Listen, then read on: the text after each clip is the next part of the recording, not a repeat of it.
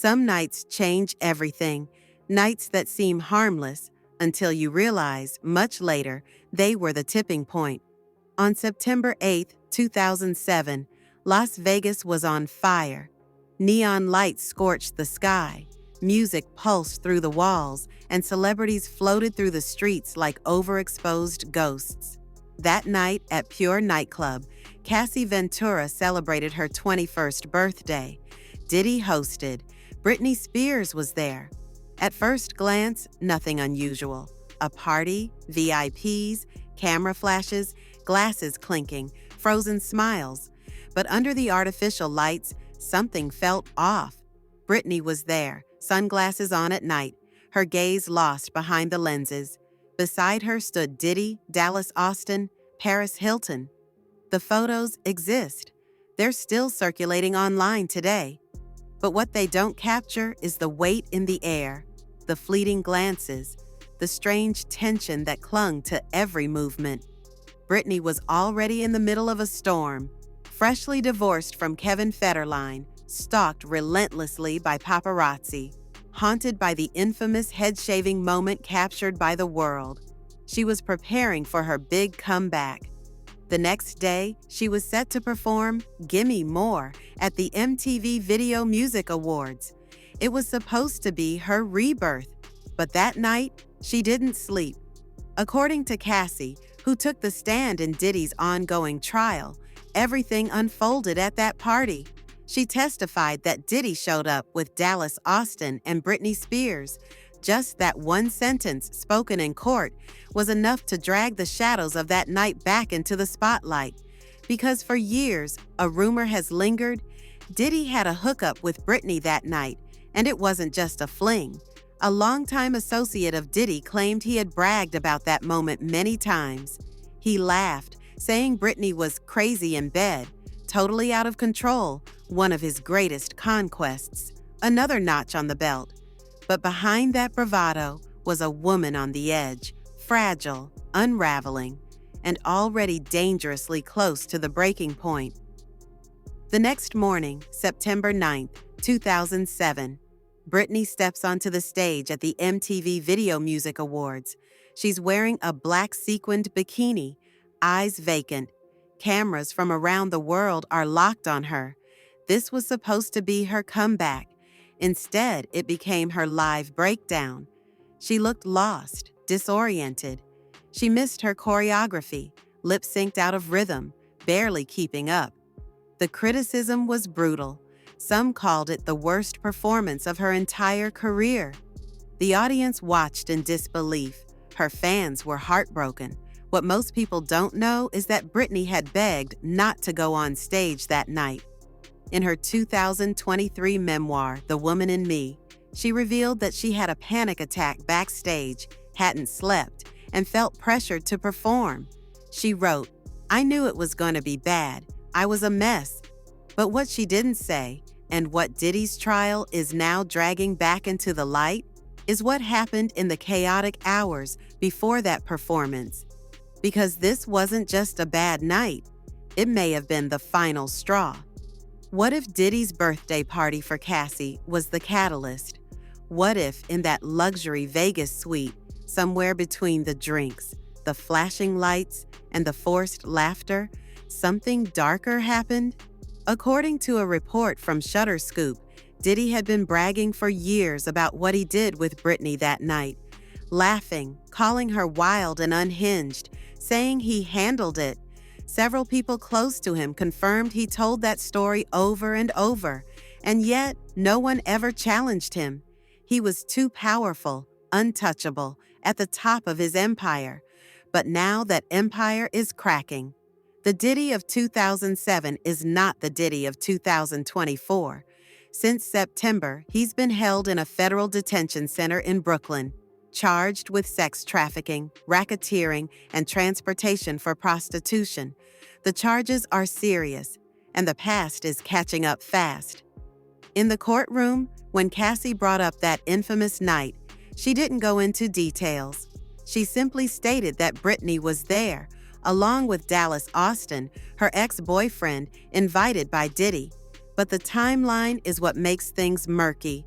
At that point, Cassie was still close to Dallas. He had launched her music career, but Diddy had already set his sights on her. That party, that public kiss, that moment caught in the camera flashes. It may have marked the beginning of their relationship and the beginning of her unraveling. Because that night, according to courtroom testimony, Diddy kissed Cassie in front of everyone, a show of dominance, a way of claiming her. From that moment on, everything changed. What started as a professional relationship turned intimate, then toxic. Cassie described control, isolation, violence. Her makeup artist, Mila Morales, testified to seeing the bruises. Diddy's former assistant, George Kaplan, said he witnessed it too. He eventually quit, shaken by what he saw.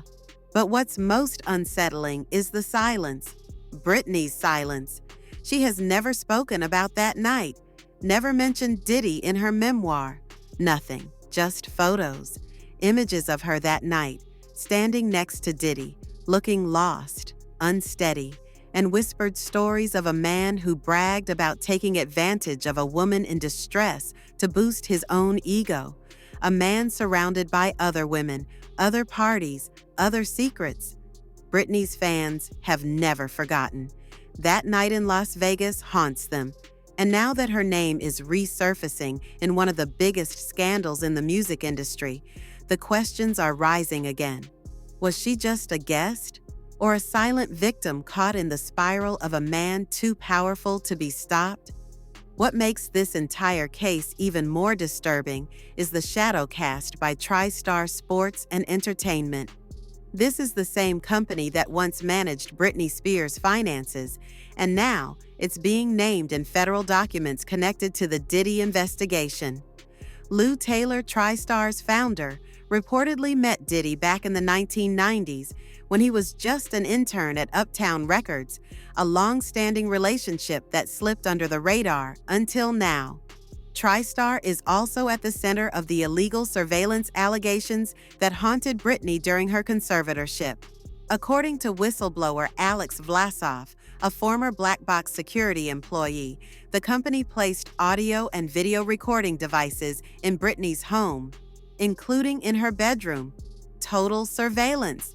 And now, Robin Greenhill, a key figure at TriStar, has also surfaced in the Diddy case. In a separate lawsuit, she's accused of sending payments to some of Diddy's alleged victims. For fans who followed Britney's fight to regain control over her life, those names, Lou Taylor, Robin Greenhill, TriStar, are already burned into memory. And now, seeing them connected to one of the darkest scandals in the entertainment industry feels like a punch to the gut. The links are too sharp, too precise to be dismissed as coincidence.